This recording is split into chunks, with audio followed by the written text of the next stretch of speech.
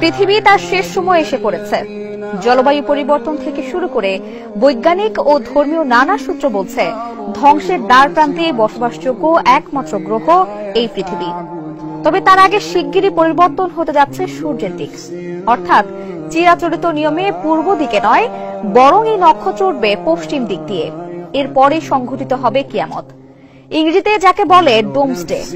সম্প্রতি বিজ্ঞানীরা স্বীকার করেছেন সূর্য পশ্চিমে উঠে পূর্বে ডোবার সময় ঘনিয়ে আসছে।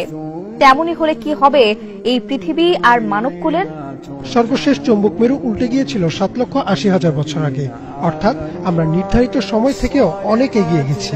তাই ধারণা করা হচ্ছে যে কোনো সময়ই উল্টে যেতে পারে চৌম্বক মেরু। এছাড়াও যদি মেরু উল্টে যায় তাহলে চৌম্বক ক্ষেত্র দুর্বল হয়ে যাবে, ফলে মানুষের মধ্যে দেখা দেবে ক্যান্সারের প্রকোপ, আর সেই প্রকোপ হবে বিশ্বব্যাপী মহামারীর মতো।